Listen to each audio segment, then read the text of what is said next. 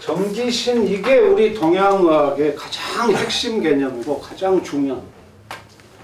우리가 그동안 이제 9번 동안 강의했던 이 모든 게 이 정기신 안으로 몰아서 들어와야 돼. 일로 안 들어오면 우리 그 강의는 헛한 거예요. 우리가 모든 구체화된 우리 신체 모든 간신, 비폐신, 근골피, 혈맥 다 그런 논의를 했잖아요. 그 많은 흩어져 있는 신체의 오장육부 모든 것이 결국은 다 정기신 안으로 이제 다 들어와야 돼. 그래서 이 안에서 전체가 다 이해가 되고 수렴이 돼야 우리 강의가 의미가 있습니다. 그래서 우리는 오늘 이제 정기신에 대해서 우리 오장육부는 다 보이는 거잖아요. 간신, 비폐신이니 뭐 우리 근골피냐는 건 다 보이는 건데 왜 동양 고대인들은 이 정기신을 이야기했을까요? 이거 첫 번째 특징은 보이지 않는다. 그러니까 보이는 것 너머에 보이지 않는 실체를 봐야 돼. 이게 고대 동양인들의 사유 방식의 핵심이 이제 드러나는 게, 이게 잘못하면은요 실체가 없는 아주 굉장히 포착하기 어려운 그런 개념이 되어버려요. 근데 고대인들의 그 사유 방식을 이해를 하죠. 몸에 보이는 오장육부를 다 설명해 놓고 이 눈에 보이는 거에 사로잡히면 그러면은 잘못된다. 그것이 다가 아니다. 이 오장육부를 이렇게까지 끌고는 배후에 보이지 않는 실체가 있다. 그게 정기신이다. 그래서 이 마치 무슨 신비주의적인 용어 같기도 하고 연금술적인 용어 같기도 한 이 용어를 쓰는 거예요. 먼저 이제 우리가 질문을 하나 해봐야 될 게, 이렇게 우리로서는 이렇게 중요한데 그러면 객관적으로 오늘날 우리나라 대한민국이 이 시점에서 정기신이라는 용어가 의학 용어입니까? 아닙니까? 정기신이 의학 용어예요? 아니에요? 아니죠. 정기신을 의학 용어라고 하는 박사들은 하나도 없죠. 왜? 이게 서양 의학 용어가 아니니까.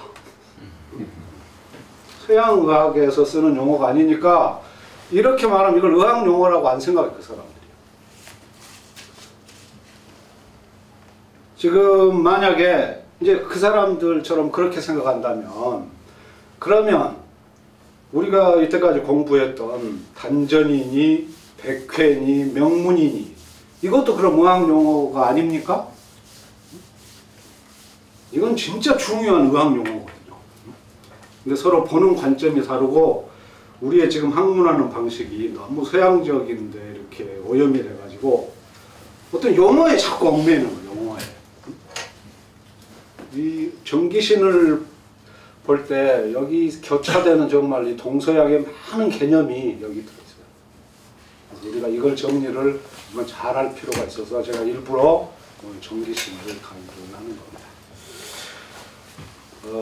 이 정기신은 의학 용어는 아닐지 몰라요. 그 사람들 관념처럼. 그렇지만은 이거는 진정한 생명이에요. 이 안에 생명이 꿈틀거리고 있는 그 육화하기 전에 그 보이지 않는 형태로 꿈틀거리는 그 기의 어떤 흐름, 그런 거를 설명하기 위해서 옛사람들이 개념을 쓰는 겁니다. 또 그것이 제가 이 황제내경을 강의하는 이유이기도 한 거고, 제가 뭐 의사도 아닌데 의료행위에 대해서 의사들이 저보다 잘 알지 제가 뭘 더 잘 알겠어요. 그 사람들이 수술, 투약, 주사 이런 건 그 사람들 전공이죠. 근데 그 사람들은 이 생명의 흐름을 모르는, 고대 우리 동양인들이 생각했던 이 양생, 장자 그 4편에 그때 우리 장자 공부했었죠. 장자 4편 중에 제 4편인가? 책 제목이 그게 뭡니까? 교수님 왜 그때 포정 이야기, 응?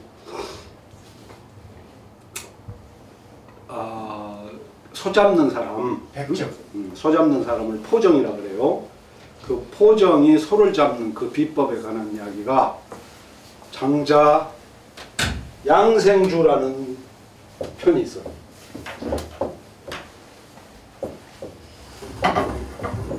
장자 4편 중에 가장 유명한 이야기가 소 잡는 사람 포정에 관한 이야기가 나옵니다. 이 양생이 바로 이거예요. 생명을 기르는 거. 생명을 기르는 관점에서 어떤 개개 의료 행위가 아니라 삶 전체를 놓고 어떻게 생명이 흐르고 어떻게 우리가 생명을 기를 것이다.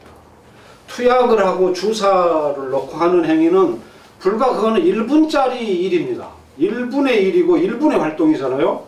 어떻게 그게 이 우리가 살아 숨쉬고 움직이고 하는 일상생활의 일은 24시간의 일이잖아요. 이 생활, 삶의 중심. 이거는 24시간 행해지는 이 일을 1분짜리 일이 이길 수 있겠어요? 투약을 하고 뭐 주사를 놓고 그걸로 23시간 59분 동안 잘못한 일을 1분으로 바로 잡고 나면 그게 바로 잡힙니까? 안 되는 거죠. 이 관점의 차이. 의사들은 여전히 투약과 수술을 잘해서 사람을 고쳐야겠지만 장자나 황제 이런 사람들이 보기에는 그게 아닙니다. 병에 이르기 전에 근원적인 삶의 어떤 중심에 놓인 이 정기신의 흐름, 24시간 우리가 벗어날 수 없는 이거를 잘 다스리자는 거죠.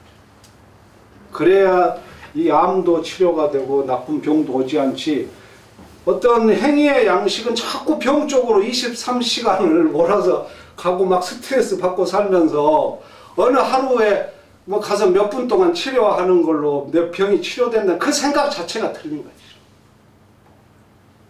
그러니까 황제 책이 다 그런 식으로 쓰여져. 관점 자체가. 그래서 정기신을 이야기하는 거예요.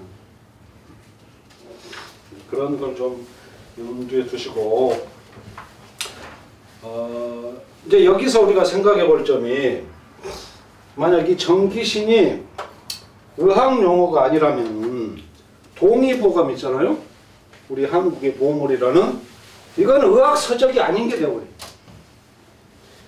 동의보감을 한번 보셨는지 모르겠지만 동의보감은 서문 자체에 정기신에 관한 논의로 시작을 합니다. 언제 한번 시간 나시면 동의보감을 한번 봐보세요. 제가 늘 이 허준의 동의보감을 극찬하면서 이야기를 자주 하지만은 정말 거기는 그 뛰어난 관점이 많아요. 허준이 동의보감 서문에서 이렇게 이야기를 합니다. 신이 삼가 사람의 몸을 살펴보건대 안으로는 오장육부가 있고 밖으로는 근골피 등이 있사온데 우리 늘 했던 이야기죠. 그런데 정기신이 이 정기신이야말로 실로 장부 백체의 참 주인입니다. 정기신이 장부 백체의 참 주인이니 이것이 바로 도가에서 말하는 삼보라 하는 것입니다. 이렇게 서문이 되어 있어요. 이게 왕의 명령으로 쓴 책이잖아요. 그러니까 이제 왕한테 이렇게 서문을 써서 바치는 구절 첫 장에 동의보감 첫 장이 다 나옵니다. 그러니까 우리가 가장 지금 중요한 게 오장육부이고 몸에서 여기에 이제 근골피가 이렇게 사람 몸을 이제 형성하고 있으면은 병은 여기에 오는 거죠. 병은 근육이 쑤시고 뼈가 아프고 피부에 아토피가 생기고 하는 형태로 질병은 여기에 나타나요. 근데 실은 이 질병은 오장육부 때문에 오는 거거든요. 이게 건강의 핵심이지. 이게 건강의 핵심인데 허준이 뭐라 그럽니까? 이 오장육부의 참 주인이 따로 있다는 거예요. 그 오장육부의 진정한 주인이 정기신이라는 거죠. 그러면서 이렇게 말합니다. 정기신위 이 정기신이라고 하는 게 정기신이 위 장부 백체지 주다.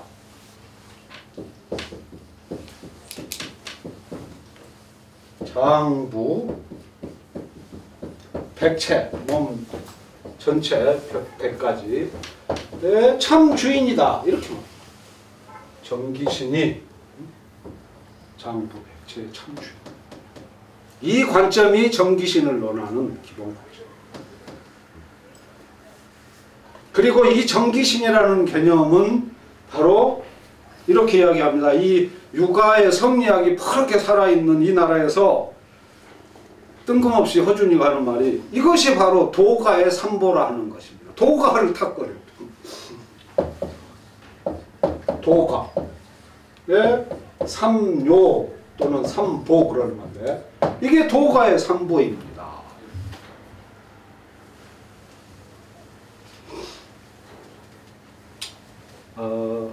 이렇게 이야기하고 동의보감이 1004경편이 시작되거든요. 그러면서 이제 챕터가 1, 2, 3 해서 쭉 챕터가 수십 개가 나가요. 동의보감을 보시면. 근데 챕터 1이 정이고 챕터 2가 기고 챕터 3가 신이에요. 정 쭉 설명하고 기 쭉 설명하고 신 쭉 정기신이 동의보감 첫 1, 2, 3. 그 다음에 이제 혈, 피, 그 다음에 꿈. 그러니까 옛날에 프로이드보다 한 뭐 6, 700년 전에 이미 우리 조상들은 꿈의 분석 같은 걸 다 했어요.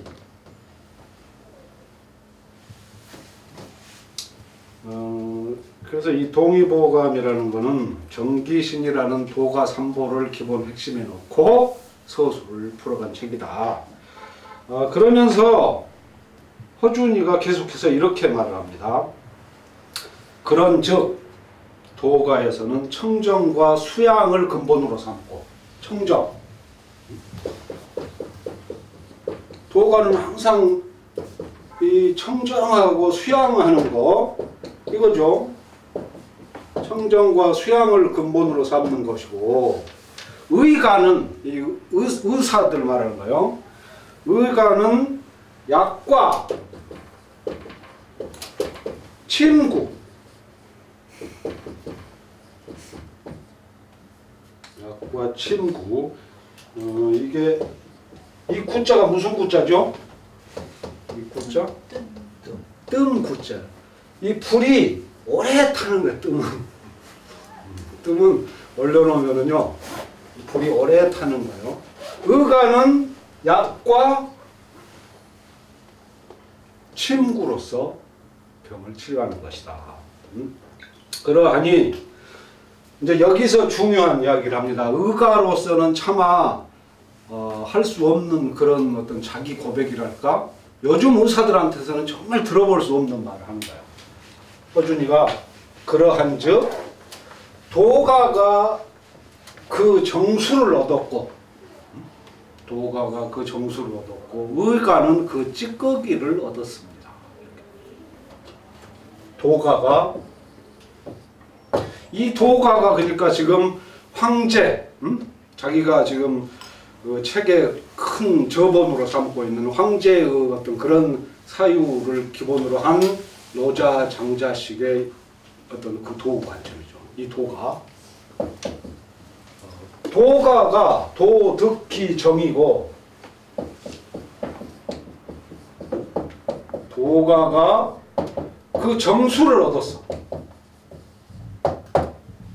그리고 우리 의사란 사람들은 우리 의사들은 의득 기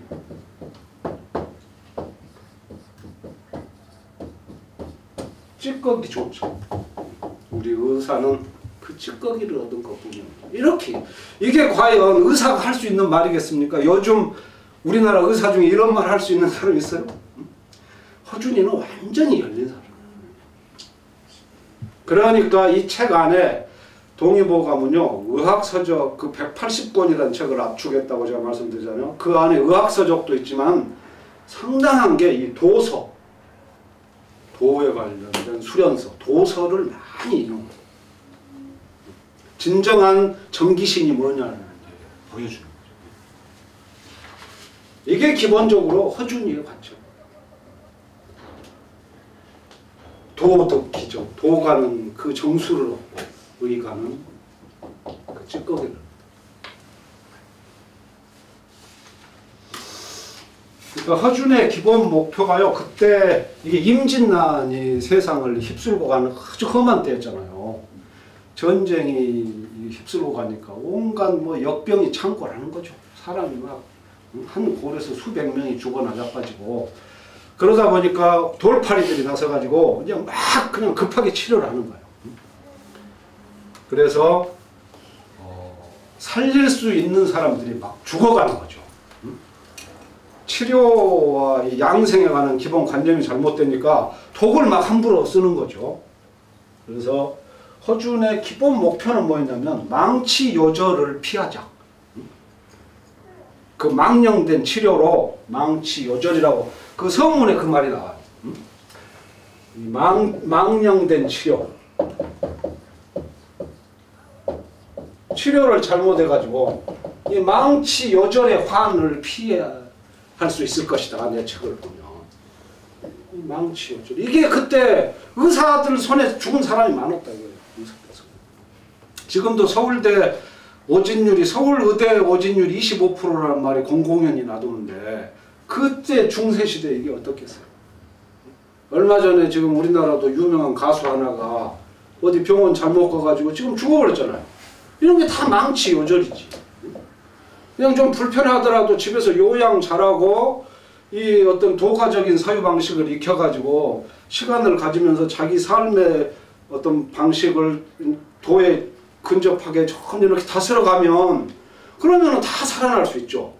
근데 이걸 급격하게 가서 투약하고 살째고 이 망치요. 죽어버리는 거죠. 그 관점을 한번 잘 뒤집어서 생각을 해요. 이게 허준이가 이 책을 썼던 근본 목적입니다.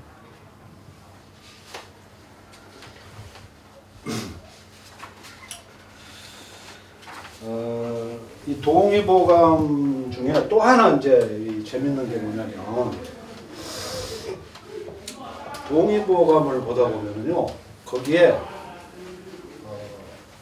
정작이라는 인물이 등장합니다. 혹시 들어보셨어요? 유의정작. 이 정작이 누구냐면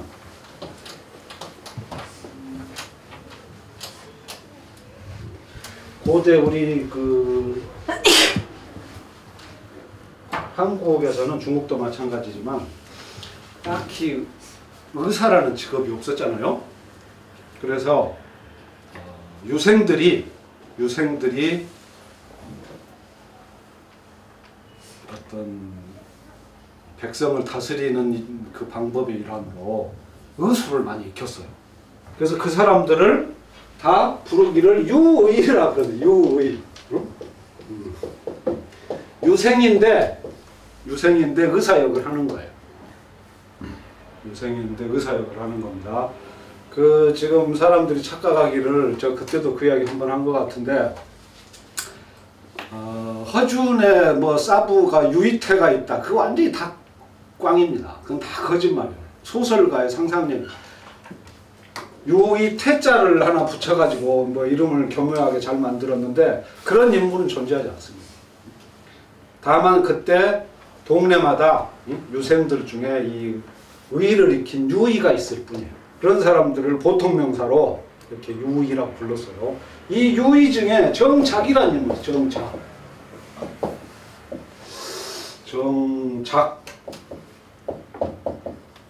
이 인물이 신통한입니다. 이 사람이 누구냐? 북창선생이라고 아마 여러분들은 들어보지 못했을 거예요. 우리는 지금 알아야 될 사람들을 너무 모르고 몰라도 될 서양 사람들을 잔뜩 외우고 다니니까 북창정념선생이라고 있어요. 우리 이조 시대에 가장 뛰어난 어떤 도가 수행자예요. 그 사람의 동생입니다. 정작이가. 북창정념이 남긴 책이 우리나라 선도 수행자들의 아주 그 수련서의 지침이라고 알려져 있는 용어비결을 쓴 사람이에요. 그 사람. 이 형이 정념인데 정념. 이 정념이 북창선생으로 유명해요. 이 관련된 자료를 찾아보시려면 얼마든지 많이 있어요. 북창정념의 책이 이게 용어비결이라는 게 있어요. 용어비결.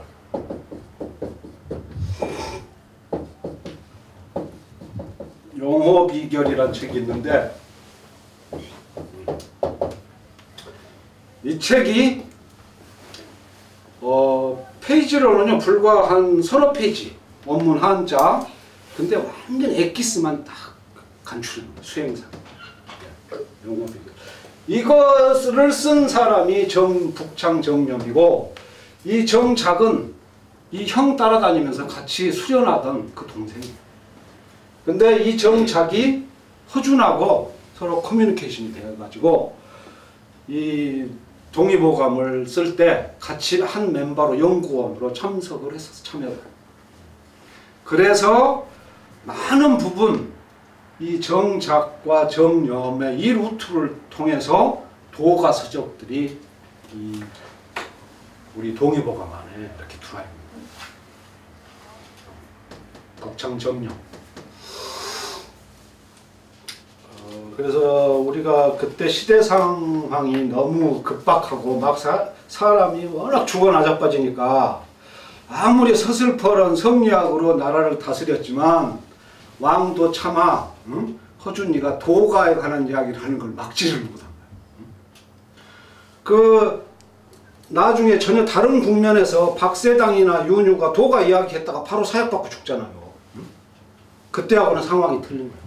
워낙 백성들이 죽어나자빠지니까 의학서적에서 도가를 이렇게 허준이가 아주 마음껏 이야기를 할 수가 있습니다.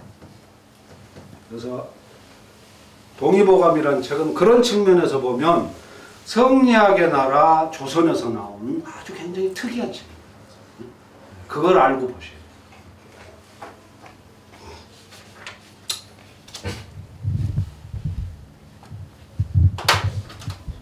이게 이제 기본 개요를 설명을 하는 거고요. 그러면 이 지금 중요하다는 이 정기신, 이 개념은 대체 어디서 온 거냐? 이것이 우리 동양의학의 핵심인데 이게 어디서 온 거냐? 이거를 우리가 알아봐야 돼요. 이거를 알기 위해서는 약간 이제 좀 역사 공부를 조금 하고 가야 됩니다.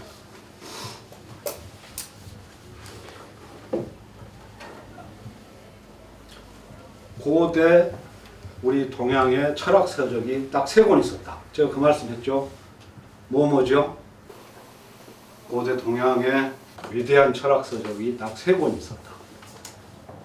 다 잊어버리셨구나. 이게 도가 삼현이라고 불러 이걸.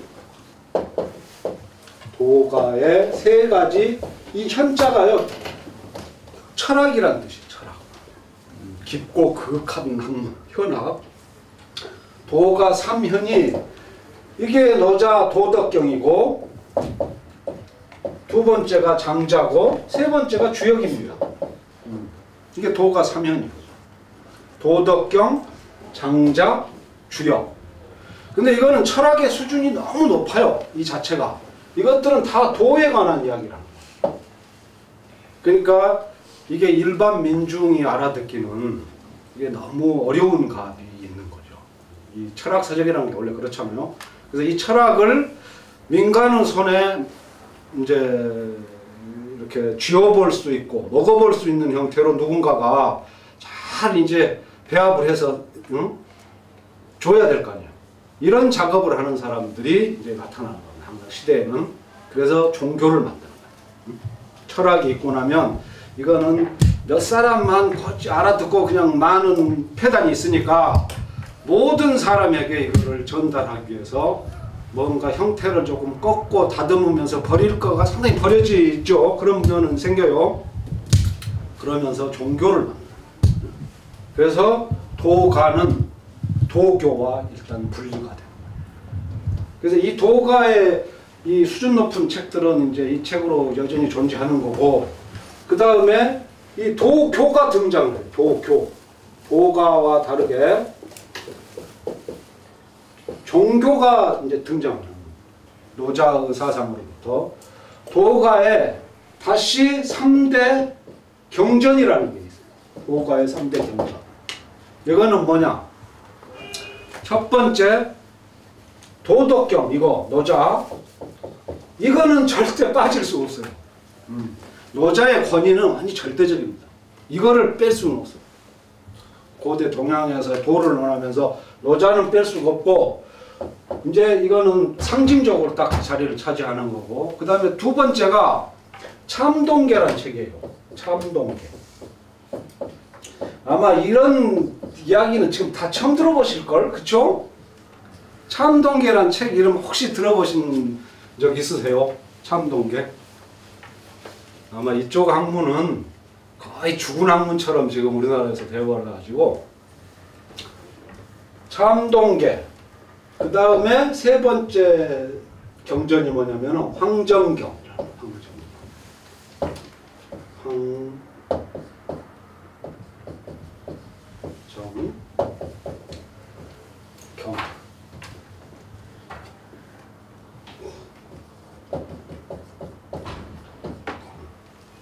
도덕경, 참동계, 황정경. 이게 처음 듣는 이야기지만 이 공부를 조금 하고 가야 돼. 이거에 대한 이해가 생겨야 우리 고대 동양 사상의 전체 흐름이 눈에 들어와요. 참동계라는 거는, 이거는 우리 그 이황 있죠? 이황도 참동계 그 연구서도 쓰고 이걸 가지고 제자들을 가르치기도 했어요. 제가 간혹 이야기하죠. 이황이 공부법을 초기에 잘못 들어가가지고 몸에 위중한 병이 와가지고 죽을 때까지 고생한 사람이라고. 그래서 이황이 이런 데 굉장히 관심이 많았어요. 자기 병이 약한 몸을 다스리기 위해서. 이 참동계는 주역 참동계라고도 불러요. 왜 그러냐면 책 자체가 주역의 계와 효를 이렇게 풀어서 설명하면서 인체의 의학의 관점을 풀어서 설명하거든요. 이걸 주역 참동계라고 그러는데, 이 책은 참이라는 것은 무슨 뜻이냐면 삼이라는 뜻이에요. 삼, 세 가지. 동은 뭐냐면 이건 통한다는 뜻이에요. 그렇죠? 같으니까 통하는 거죠. 계라는 거는 원래 계합한다. 그 뜻을 서로 같이 한다. 그거 계하는 거예요. 그래서 아줌마들 계하잖아요. 그게 이거예요. 이렇게. 이거는 책이라는 뜻이, 책. 그런 뜻이 쓰여 있는 책. 이 삼은 뭐냐? 이 삼. 삼은 첫째가 주역이. 주역 참동계라고 그랬잖아요. 첫째가 주역이고, 둘째가 황노. 노자는 황제하고 항상 따라다녀요. 우리가 공부한 이 황제내경의 황이고 이게 노자입니다.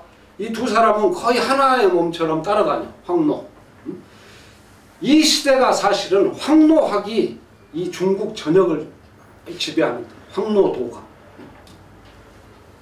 그리고 세 번째는 뭐냐면 이게 특이한데 화로예요. 화로. 솥 있잖아요. 솥. 응? 큰 솥 바들 3개 달린 거. 이 사람들이 연금술사들이거든.